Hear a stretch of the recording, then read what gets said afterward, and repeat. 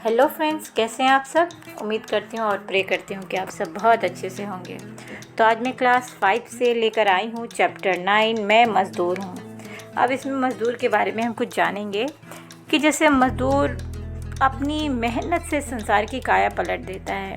मतलब कि अगर वो किसी के लिए बेशकीमती सोफ़े बनाता है, बेड बनाता है, तो वो उसका इस्तेमाल नहीं करता, कोई और करता है। वो सदा दूसरों के लिए काम करता है, किसी के लिए ऊंची इमारतें खड़ी करता है तो किसी के लिए सुंदर बाग बगीचे बनाता है। वो अपनी मेहनत से धरती को सुंदर और समृद्ध बनाता है, परंतु स्वयं अभाव के जीवन व्यतीत करता है। अभाव मतलब जैसे मान लीजिए कोई मजदूर है, महल बना रहा है, उसने महल बना दिया पर उस महल में वो नहीं रहता। या जैसे मैंने आपके एग्जांपल दिया कि इसने अच्छा सोफ़ा बनाया पर वो खुद इस्तेमाल नहीं करता। वो क्या करता है, क्योंकि वो मज़दूर है तो उसकी मज़दूरी, उसकी आमदनी कम होती है, तो वो अभाव की ज़िंदगी में बहुत सारी चीज़ें हैं जो उसके पास नहीं होती हैं। इस तरह से वो ज़िंदगी गुजारता है। तो आइए मज़दूरों के बारे में और कुछ जानेंगे इस कहानी के द्वारा। तो चलिए स्टार्ट करते हैं। मैं मेहनत कश मज़दूर हूँ, आदिम युग से आज की सभ्यता तक कि सदियों पर मेरे हथौड़े की चोट है। ज़माने ने करवट ली है, काल के प्रवाह में ज्वार भाटे आते जाते रहे हैं, पर मैंने कभी ज़मीन से पीठ नहीं लगाई, मतलब आराम नहीं किया। सुस्ताने के लिए कभी फावड़े नहीं टिकाए। मेरे बाजू पर ज़माना टिका है, घुटनों पर आलस दम तोड़ता है। मेरे कंधों पर भूमंडल का भार है, मतलब पूरी धरती का, पूरी ज़मीन का, उसे उठाने वाला एटलस के साथ। पर मैं हूँ कि कभी गर्दन नहीं मोड़ता, कंधे नहीं डालता। कंधे डाल दूँ तो गजब हो जाए, दुनिया लड़खड़ा कर गिर पड़े। मैंने निरंतर निर्माण किया है, विध्वंस न करूँगा। यदि करना हुआ तो पुनर्निर्माण के लिए। इसका मतलब ये है कि जैसे आप देखते होंगे ना, कोई बिल्डिंग तोड़ी जा रही है तो वो इसलिए ही तोड़ी जाती है कि दोबारा बनाई जा सके। ऐसा करते हुए मुझे कभी थकान महसूस नहीं होती। मेरा रोआं रोआं फड़कता रहता है। मेरे निर्माण की परिधि अनंत है, उद्याचल से अस्ताचल तक, शिखतेज के छोरों तक। हजारों वर्ष पहले मैंने नदियों के बहाव रोक दिए, बहाव रोककर बड़े जलाशय बनाए। इसका मतलब बच्चों ये है कि जैसे आप डैम वगैरह देखते हैं, वो पानी रोकने का ही तो काम करता है। पानी रोक के बिजली बनाते हैं और बहुत सारे उसके अलग अलग कार्य हैं, उसी को बताया जा रहा है। बहाव रोककर बड़े जलाशय बनाए, बांध बनाए, बढ़ते हुए समुद्र का जल सुखाया, दलदलों को ठोस जमीन का जामा पहनाया, उस पर फसलों की हरी धानी क्यारियां दौड़ाई। आज कश्मीर का नाम लेते ही हृदय में आनंद की लहरें उठने लगती हैं। उसकी नम दलदल भरी भूमि को सौंदर्य से मैंने रंगा है। झेलम के तटवर्ती आकाश को सुरक्षित वायु से भरा है। केसर की क्यारियों में जादू की मिट्टी डाली। मैंने पहाड़ काटा, चट्टानें खोदकर तांबा, टीन, सोना, चांदी, लोहा और कोयला निकाला। जब तपती दोपहर होती, मैं अंधियारे में पाताल में घुसकर खानों में उतरकर पत्थर काटता होता, अपने मालिकों के लिए सोना निकालता होता, कोलार की खानों से अमेरिका की नई दुनिया तक। ज़मीन की छाती फाड़ फाड़ कर मैंने चमकता लोहे से कठोर हीरा निकाला और दक्षिणी अफ्रीका में आज भी निकाले जा रहा हूँ। बाबा आदम के वनों को काट मैंने पत्थर की सी ज़मीन खोदकर नरम कर डाली, उसे जोत बोकर हरा कर दिया, मैं ज़मीन को सोना उगलने पर मजबूर करता था, पर वो सोना मेरे लिए न था। मुझे उस फसल को काटकर खाने योग्य करना होता था, पर उसका एक दाना भी छूना मेरे लिए मौत का परवाना था। मैं उस ज़मीन के साथ बंधा था और उस ज़मीन की तरह ही निरीह भी था। ज़मीन बेची जाती थी, मैं भी उसी के साथ। मैं जानवरों के बिक जाता था, न उस ज़मीन को अपनी उपज खाने का हक था, न मुझे। प्राचीन काल से ही मेरी गिनती घर के मवेशियों के साथ ही की जाती थी। मवेशी मतलब जानवर जो घर में पाले जाते हैं। जंगल काटकर मैंने गांव खड़े किए, कस्बे और नगर बनाए। मैं भूमि के साथ बिकता रहा। फिर धीरे धीरे मैंने महानगर बनाए, जिनमें कारखानों, मीलों का दैत्य शोर और धुआं उगलने लगा। मैं उनकी चिमनियों की छाया में रात दिन पसीना बहाता रहा। बैलगाड़ी के रथ बने। हमने भाप से चलने वाले इंजन गढ़ लिए, इंजन जो ज़मीन पर दौड़ते थे, पानी पर तैरते थे। बैलगाड़ी रेल बनी और नाव जहाज़। रेल पानी में आग लगा, घंटों में सैकड़ों मील दौड़ने लगी। जहाज़ आसमान चूमती लहरों पर तूफानों से नाचने लगे, पर मैं वहीं का वहीं रह गया। मैंने जैसे मोटर रेल से ज़मीन नापी थी, वैसे ही अब अपने ही बनाए हवाई जहाज़ों से बाजों के छक्के छुड़ाने लगा, पर जैसे मैं उनका कोई नहीं। नाव का मल्लाह नाव पर उसे अपनी कह दिन भर बहा लेता है। हलवाई अपनी बनाई मिठाई को जब तब चख लेता है, पर अपनी ही जोड़ी बनाई मोटर को, जहाज़ को क्या मैं 1 मिनट को भी भोग सकता हूँ? मीलों की दीवारों की आड़, धुएं के बादलों की घनी छाया और टीन की दीवारों और छतों से घिरी मेरी दुनिया, जहाँ दिन रात की मजदूरी से थका मांदा मेरा जीवन बीत जाता है। दुनिया की कौन सी चीज़ मैंने अपने हाथों नहीं पैदा की? मेरे सहारे कारखाने अमित मात्रा में माल उगलते जा रहे हैं। नगर को ढो सकने वाले जहाज से लेकर सुई तक कोई महान और अदनी चीज़ नहीं जो मेरे स्पर्श के जादू से जीवन धारण न कर लेती हो। पर इनमें से कुछ भी मेरे लिए क्यों नहीं? इसका उत्तर भला कौन देगा? इन्हें जो बनाता है यानी मैं, या जिनके लिए बनाता हूँ वो?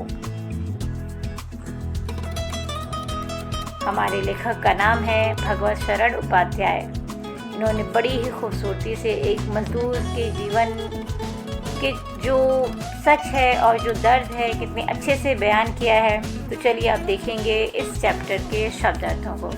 पहला शब्द है मेहनतकश, मतलब मेहनत करने वाला। आदिम मतलब आरंभिक। निरंतर मतलब लगातार। विध्वंस मतलब विनाश। पुनर्निर्माण मतलब किसी चीज़ को दोबारा बनाना। परिधि मतलब चारों ओर का घेरा। उदयाचल मतलब एक काल्पनिक पर्वत जहाँ से सूर्य का उदय होना माना जाता है। अस्ताचल मतलब एक काल्पनिक पर्वत जिसके पीछे सूर्य का अस्त होना माना जाता है।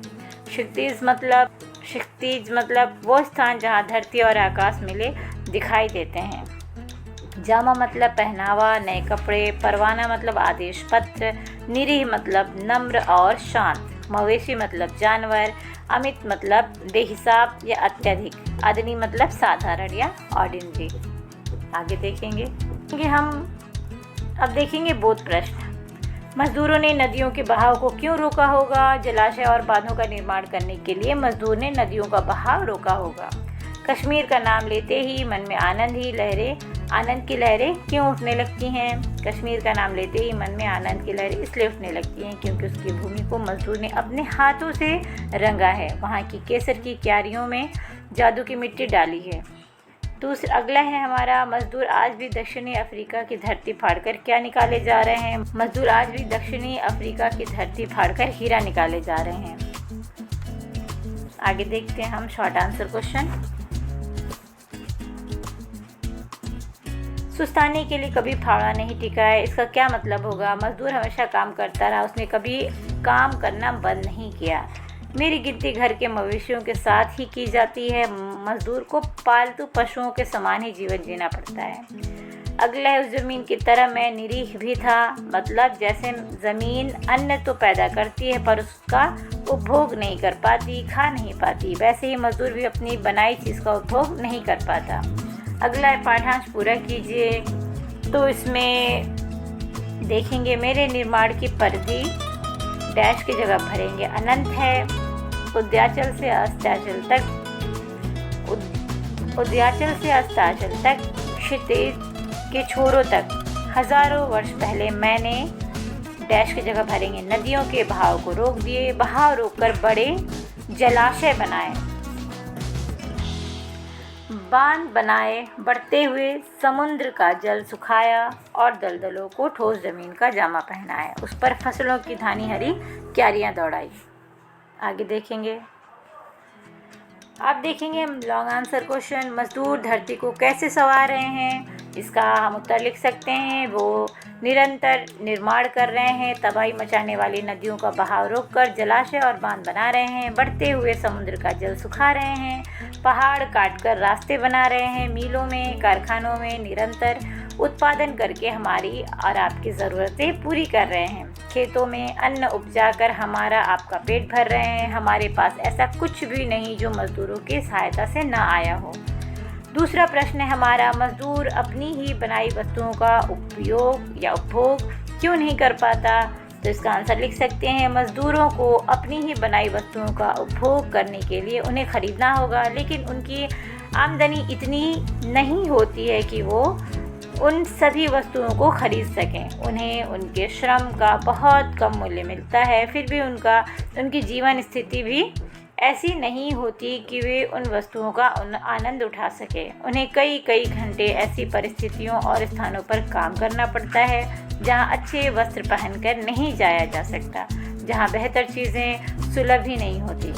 अगला प्रश्न है प्रश्न नंबर 3। इस पाठ में मजदूर के जीवन की किन विषम परिस्थितियों को उभारा गया है? तो इसमें हम लिख सकते हैं, इस पाठ में बताया गया है कि मजदूरों को उचित मात्रा में सम्मान नहीं मिलता। किसी समय उन्हें दासों की तरह रखा जाता है। उन्हें अपने ही उत्पादनों को छूने तक की मनाही हुआ करती है। उनका जीवन स्तर निम्न श्रेणी का है। उन्हें प्रदूषित और घुटनों भरे घरों में रहना पड़ता है। उन्हें अपनी मेहनत के उचित पैसे नहीं मिलते। उनके काम को महत्व नहीं दिया जाता। उनके बच्चे अशिक्षित रह जाते हैं, मतलब बिना पढ़े लिखे। वे अभाव से भरा जीवन जीने पर विवश हैं। उनके हित के विषय में कोई नहीं सोचना चाहता। आगे देखेंगे, ये पाठ हमें क्या सोचने को विवश करता है? ये पाठ हमें आईना दिखाकर ये बताता है कि हम अपने ही बीच के उस श्रमिक वर्ग के प्रति कितने अमानवीय हैं, जो रात दिन हमारी ही ज़रूरतें पूरी करने में लगा रहता है। ये पाठ हमें नए सिरे से अपने आचरण और मज़दूरों की स्थिति के बारे में सोचने और उनके लिए कुछ करने को प्रेरित करता है। अब अगला जो क्वेश्चन है वो ये है कि ऐसा क्यों कहा गया, सदियों पर मेरे हथौड़े की चोट है? इसका मतलब है श्रमिक सदियों से निर्माण कार्य करने में जुटे हैं। दूसरा है, घुटनों पर आलस दम तोड़ता है। श्रमिक कभी आराम की मुद्रा में नहीं बैठते, वे निरंतर काम में जुटे रहते हैं। अगला है, मैं भी उसी के साथ मैं जानवरों के बिक जाता था। श्रमिक को गुलाम समझा जाता था। उनका मालिक उनसे मनचाहा काम तो लेता ही था, उनकी बिक्री करने के लिए भी स्वतंत्र होता था। वो जब चाहे तब उनकी बोली लगाकर उन्हें बेच देता था। आगे देखेंगे अर्थ ग्रहण संबंधित प्रश्न। इसमें है, पाठांश को पढ़कर प्रश्नों के उत्तर दीजिए। इसमें है, नगर को ढो सकने वाले डैश डैश जिनके लिए बनाता हूँ वे। अब इसका पहला प्रश्न है, कौन किससे कह रहा है? मजदूर व्यवस्था के संचालकों से कह रहा है। दूसरा प्रश्न है, जो स्पर्श के जादू से जीवन धारण का क्या अर्थ है? मजदूर ही किसी धातु या पदार्थ को एक उपयोगी वस्तु में बदलते हैं। इसका उत्तर हम ये लिख सकते हैं। किससे उत्तर मांगा जा रहा है और क्यों? इसका उत्तर हम लिखेंगे, मजदूर को शासन और व्यवस्था से ये शिकायत है कि उसने मजदूर को सुख सुविधा पहुंचाने की दिशा में कुछ नहीं किया। अब है सही उत्तर पर निशान लगाइए। कंधे डाल दूं तो गजब हो जाए, दुनिया लड़खड़ा कर गिर पड़े। अब इसमें कंधे डाल दूं का अर्थ है काम करना छोड़ देना, और दुनिया लड़खड़ा कर गिर पड़े का अर्थ है, इसमें पहला ऑप्शन है विकास निर्माण आदि का रुक जाना, दुनिया के काम रुक जाएं, दुनिया की अर्थव्यवस्था खत्म हो जाना। तो इसमें तीनों ही ऑप्शन सही है, तो फोर्थ वाले पे टिक कर लेंगे। आगे देखेंगे, अब हम देख रहे हैं व्याकरण का पाठ। वर्ण विच्छेद कीजिए। तो पहला है हमारा निर्माण, पाताल, दिन और ठोस। उत्तर उदय। तो हम स्टार्ट करेंगे निर्माण से, जिसमें हम देख रहे हैं पहले हमने लिखा है ना, उस पर लगाया हल चिन्ह क्योंकि छोटी की मात्रा है।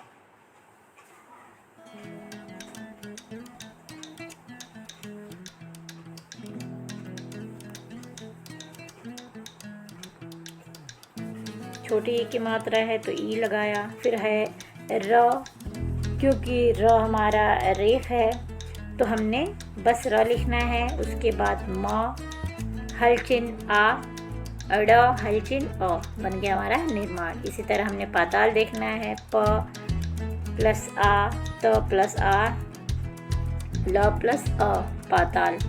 उसी तरह हम दिन देखेंगे, द हलचिन छोटी ई, न हलचिन और अ। उसके बाद अगला है हमारा ठोस, तो ठ लिखा प्लस ओ, उसके बाद प्लस स हलचिन प्लस अ, हो गया हमारा ठोस। आगे देखेंगे उत्तर में देखेंगे हम, पहले हमने लिखा उ प्लस त हलचिन, फिर त हलचिन, फिर अ, फिर र प्लस अ। आगे देखा हमने उदय, उदय में क्योंकि पहला जो लेटर है, पहला अक्षर जो है वो उ है, स्वर है, तो उ लिख दिया। द में हमने अ लगाया, the pay हलचिन plus a plus य हलचिन प्लस अ, तो हमारा हो गया उदय। अब जो आगे बढ़े हैं, सही संधि पर सही संधि शब्द पर निशान लगाइए। अस्त प्लस अचल को हम बना देंगे अस्ताचल, तो आप यहाँ टिक कर लीजिए अस्ताचल पे। तत् प्लस लीन हो जाएगा तल्लीन। पुनः धन निर्माण से बन जाएगा पुनर्निर्माण। उदय प्लस अचल से बन जाएगा उदयाचल। तिरह प्लस कार से बन जाएगा तिरस्कार। आगे देखेंगे, दिए गए मुहावरों का वाक्यों में प्रयोग कीजिए। रात दिन पसीना बहाना, मतलब इसका हम कह सकते हैं कि हम रात दिन पसीना बहाकर काम करते हैं, या मजदूर दिन रात पसीना बहाकर महल खड़ा करते हैं, इस तरह से। दूसरा है छक्के छुड़ाना। T20 के मैच में भारत ने पाकिस्तान के छक्के छुड़ा दिए। आसमान छूना, आज के समय में महंगाई आसमान छू रही है। रोआ रोआ फड़कना, उसका रोआ रोआ फड़कने लगा। 9 2 11 होना, बिल्ली को देखते ही चूहे 9 2 11 हो गए। अब इसमें आप यहाँ से सेम भी लिख सकते हैं या आप खुद भी बना सकते हैं। आगे देखेंगे, दिए गए शब्दों के आगे उचित विशेषण शब्द जोड़ना है। तो इसमें शब्द जो है दिया हुआ है वो है हीरा। तो हीरा कैसा होता है उसका विशेषण बना लीजिए। कठोर लिख सकते हैं आप, हीरा के लिए कठोर, जंगल के लिए घना, मजदूर जो होता है मेहनत कश, मतलब मेहनत करने वाले। आगे देखेंगे, इसमें सोना, सोना जो होता है खरा, इसमें लगा दीजिए। वायु शीतल, बाल बच्चे कई। अगला है चांदी चमकती, केसर लाल और दुनिया रंगीन। आगे बढ़ेंगे, समानार्थक और विपरीतार्थक शब्द चुनकर शब्द चक्र पूरा कीजिए। अब जैसे आप देख रहे हैं एक चक्र बनाया हुआ है और एक पूरा गया है, पूरा किया गया है आपके लिए, जैसे धनवान अमीर गरीब। तो सबसे पहले आपने एक शब्द यहाँ से लेना है, जैसे आपने कम ले लिया, तो यहाँ पे हम देखेंगे अधिक कहाँ है। ये रहा अधिक, ये है अधिक, तो ये कम और अधिक, यहाँ हमने लिखा कम। अब अधिक का जो समानार्थक है वो ढूंढेंगे। हाँ, तो ये रहा हमारा ज्यादा, ज़्यादा। तो इस तरह से ये हमारा पूरा हो जाएगा। यहाँ हमने लिखा ज़्यादा और यहाँ हमने लिखा उसका अपोजिट कम। तो इस तरह से देखेंगे ये चक्र हमारा पूरा हुआ है। यहाँ देखेंगे ज़्यादा, अधिक, कम, आरंभ, शुरू, ख़त्म, आज़ाद, स्वतंत्र, परतंत्र, खुश, प्रसन्न, अप्रसन्न, पसंदीदा, प्रिय, अप्रिय, खूबसूरत, सुंदर, असुंदर, कृति, यश, अपयश, अब धनवान, अमीर, गरीब, सत्य, सच, झूठ।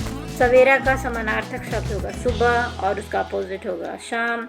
नवीन का हो जाएगा सिनोनिम नया और अपोजिट पुराना। इसी तरह ज़्यादा का अधिक और कम। तो इस तरह से इस चक्र को पूरा करेंगे और इसी चक्र को पूरा करने के साथ ये हमारा पार्ट पूरा होता है। तो उम्मीद करती हूँ कि ये वीडियो आपके लिए हेल्पफुल होगी। इस वीडियो से इस पाठ को पढ़ पाएंगे, एक मज़दूर की स्थिति को समझ पाएंगे और उसके बेहतरी के लिए अपनी लाइफ में ज़रूर कुछ करेंगे। तो मिलेंगे अगले वीडियो में अगले पाठ के साथ। तब तक के लिए आप अपना ख्याल रखिए। अलविदा।